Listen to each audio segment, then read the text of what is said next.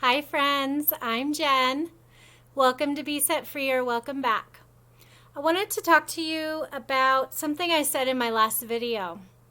God's been working on it in my mind today. I said, I really wanted him to realize that he needed me. And God's been like, did you hear what you said? The word need keeps going around in my head.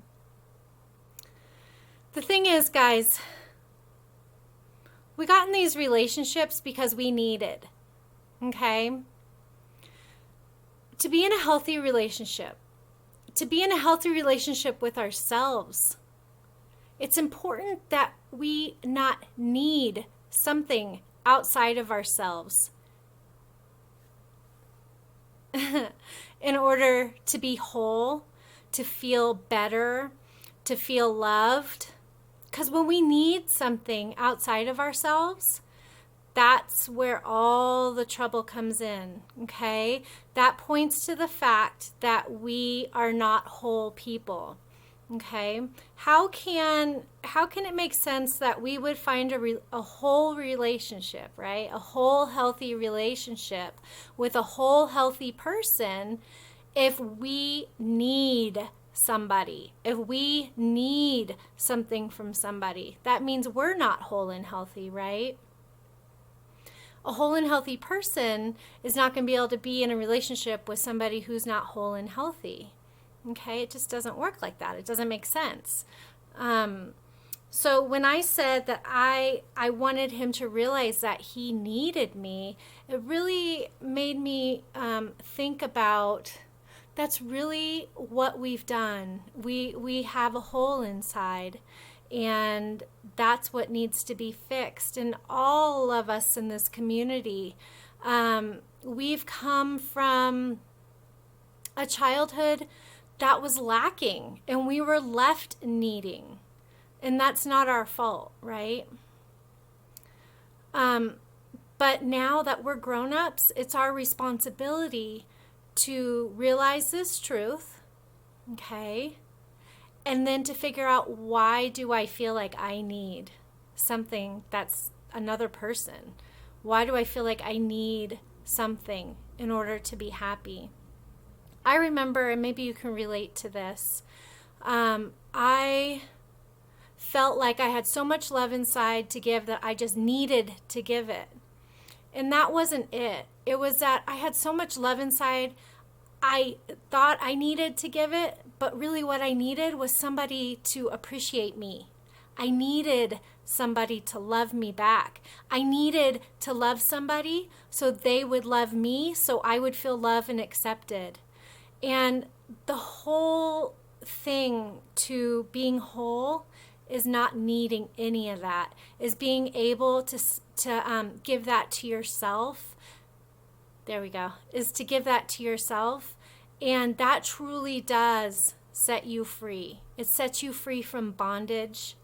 It sets you free from the generational curse of abuse. Okay? When you can fulfill your own needs, when you can be happy with yourself, when you decide that you're a lovable person and that you love you, you don't need somebody else. And honestly, there's nobody that can do that for you. There's nobody that can do that for me. There's nobody that can do that for anybody else. It doesn't work. It's not how it works. So I wanted to explore that topic with you of needing, because when we need somebody, that's when we get into abusive situations. Predators also need other people as well. They're the hunters, we're the prey, right? Because we're not the abusers, we're the takers of the abuse. We're the yin and the yang, the good and the evil. But when you're needy, that you're toxic too. You just don't, your intentions are good. And it was a hard thing for me to tell myself, wow, Jen, you've been toxic. Because I'm not toxic, he's toxic, they're toxic. Not me, I'm loving. But listen, guys, we will enable the person we're in a relationship with. We will enable them. Instead of drawing a boundary and being able to say, no, that's not okay what you're doing, to say, no, I don't deal with alcoholism in a relationship. No, you're not allowed to talk to me like that.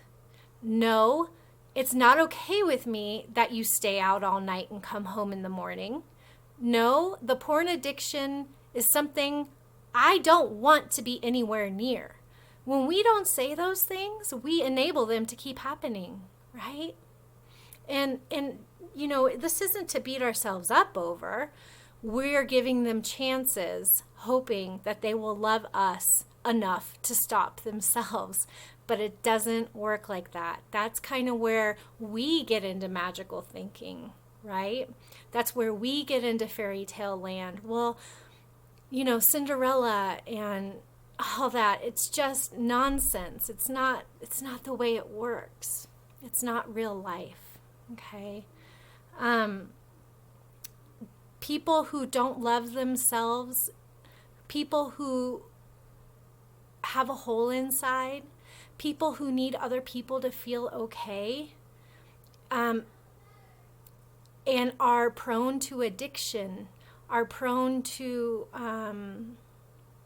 they do all these other things to fill that hole, and it never works. And then they take it out on you, right? And you're there to take it because all you want is them to love you. So we need to break the cycle. That is something we need to do. Okay?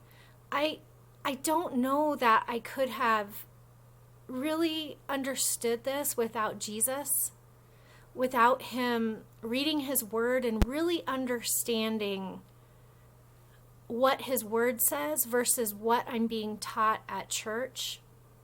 And I'll get into more of that in just a second. But I also say I couldn't have done this without the help of a trauma coach, you know. And I'm happy to share the name of the coach I use. He's wonderful. He's been through all of this too, and he's come out on the other side of it. And he's a wonderful coach. We need help to break this cycle. We need people to show us the way, to show us the path. Watching YouTube videos gives us some knowledge and understanding, and then it's our responsibility to love ourselves enough to go get the help specialized just for you, right? When my coach said to me, when I told him parts of my stories or how I'm feeling and what I'm thinking and stuff I'm confused about, he's able to speak directly to me, Jennifer. Not just talk to me in a video and it's not personalized. And when you have a coach that speaks directly to you personally about your situation, they could say the same things they say on the video, but when it's directed to you and what you just said, you get a whole brand new understanding. And then you can have a conversation that gets deeper about it. And you could get some really good progress and healing there. So I encourage that. Now, regarding Jesus, who is amazing, and he is our Savior, he's our King, he's the everlasting, he's the Alpha and the Omega, he has all the knowledge, he's seen everything that's happened to you, everything, he's known you before you were even born, and he knows everything that's happened to you and the rest of your life that's going to happen. Not only does he have a plan, he knows what's happened from beginning to end, okay? There's eternity that's happening now in heaven for us. Our eternity has already begun. We don't die. We don't die. We just move and go to heaven. We have nothing to lose. We have everything to hope for. We have everything to love for. We have everything to be excited for. We just need to learn some things to get ourselves whole, right? So what happens in church, and I would say, I don't know, it could be 90% of churches. I call it toxic Christianity teaching, where they teach you basically to stay in abusive situations. They are not interpreting the word properly for the time it was written. They are teaching you that turn the other cheek when somebody hurts you means that, and to forgive and all this stuff means that you're not a good Christian and you're not walking with the Lord unless you are, when you get hurt, you say, I forgive you, and then you turn the cheek and you let them do that again. That's what they're saying. But that's not what God says. Turn the other cheek had to do with somebody hurling insults at you and not screaming back in their face. Right? That's what it had to do with. The whole thing about the cloak, and if somebody wants your somebody's taking you to court or something like that and they want your jacket, give them your jacket and walk an extra 2 miles with them. That has a whole different meaning, and I can't remember what it is now, but somebody from my church, Calvary Chapel in Truckee, saw the abuse that I was going through after I had gone to Calvary Chapel, after I had gone to another church for like 12 years. And that church kicked me out. They saw the abuse and they told me I had to stay with him. And the fact that I didn't stay with him, they said I couldn't do any ministry. And I was leading a ministry. I call that being kicked out of church. I got in a car accident. They didn't help me. It was really bad too. They didn't help me with food, and I was calling and asking for food. I was ostracized. I was kicked out of church for not staying with my abusive husband. These are all teachings that are wrong. And it's very important to recognize toxic Christianity and to start learning. Sorry, you can hear my kids.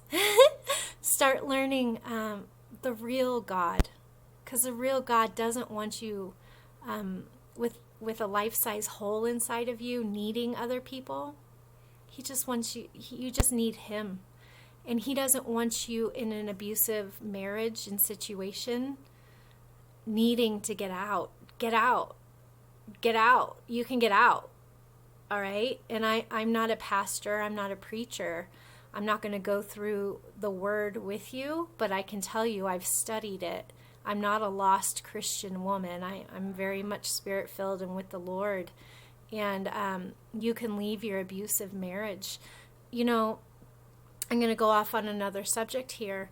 In narcissistic abusive marriages, in even borderline, psychopath, sociopath, antisocial, all of them, these people cheat.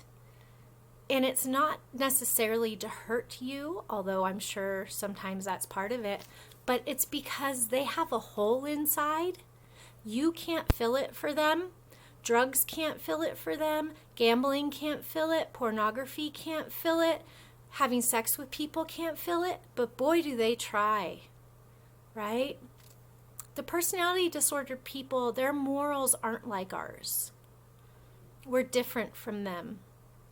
And they cheat. And the Bible says, if nothing else, you can hang on this, that if somebody commits adultery inside of a marriage, that marriage is done. And I can guarantee you there's adultery if you're with a personality disordered person. Whether you found it or not, you need to trust your gut. I questioned it for so long. And I even told him when we were separated, the one and only time we became separated and then got back together. During that time, I said, I know everything you've done.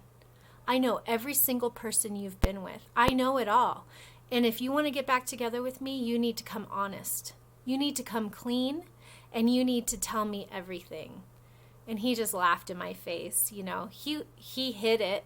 But really, I could see it. I just didn't want it. I didn't want to see it. Like, adultery to me is like the worst thing he could do to me, to kill me and crush me. And maybe you feel the same way. And I was in so much denial. There were so many signs. I just couldn't find the proof. And I was like, Lord, if you could just Show me the proof. I will leave, because your word says if there's adultery, I can leave. And I just couldn't find the proof. And I had no Christian telling me, you don't have to stay in an abusive marriage. In fact, I had no Christian telling me, this is abuse, Jen. I take that back. I had one. And that was after I didn't let him back in the house when he left me, when we were separated for a couple of years. I had one friend who came alongside me and said, what's happening is wrong. She was the only one. Everybody else told me I had to stay. The church kicked me out, the whole bit. Guys. And since then, I wish I had the support and the knowledge that I have now. Because there's support for you. There's people that actually know what I'm saying is true. And I'm not the only voice. Thank God you can find it. If you're sitting there and you're bashing yourself for just thinking God's going to hate me if I leave, He's not, okay?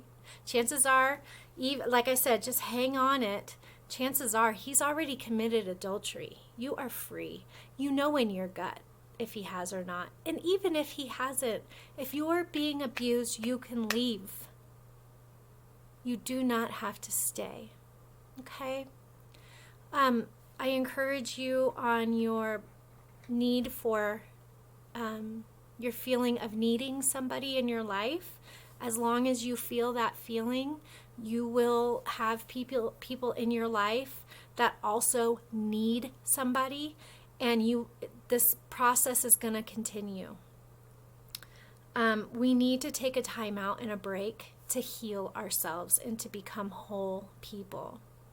We need to take a time out and a break to love ourselves and get coaching. We need to take a time out and a break and heal and become whole in ourselves and only need ourselves. I love hanging out by myself now. I don't need the attention of men anymore. I don't care who's looking at me. I don't care how cute he is. I don't feel like I'm missing out on an opportunity if I'm not looking around or trying that Facebook dating or not going to the bar, I don't want to do that stuff anymore. And that was a huge part of my life. I just felt like, well, I'm just having fun and I'm a good person and I want to find somebody to be in a relationship with. But it was because I needed to. I couldn't just chill and be okay with myself. Guys, if you feel the same way, I just want you to know that there's peace for you in this life. Okay? And it's where you have to find peace with yourself. And it's a process. Can you be okay with loving yourself enough to start the journey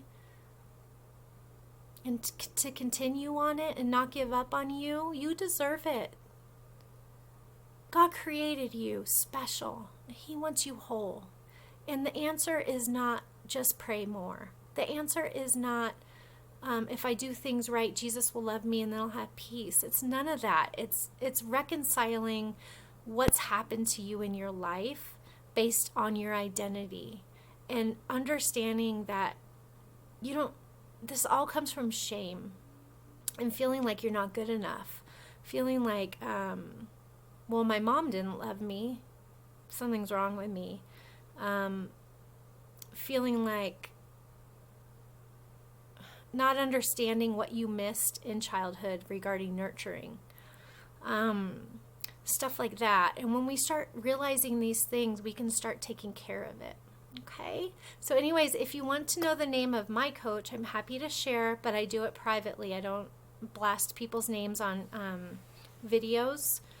But I'm happy to email you his name and web address. Just send an email to me at besetfreefromabuse@gmail.com. And I'll leave that email address under the video in the little drop down. You click on it and it drops down and it'll be right there.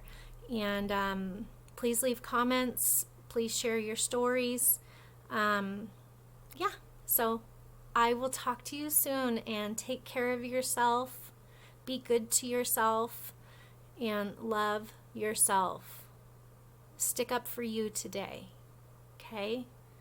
You're who you have, and you are all you need. And Jesus. Okay, bye, friends.